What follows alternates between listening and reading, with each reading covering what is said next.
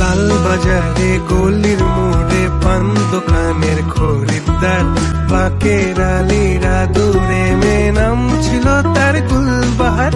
লাল বাজারে গলির মোড়ে পান দোকানের খরিদ্দার,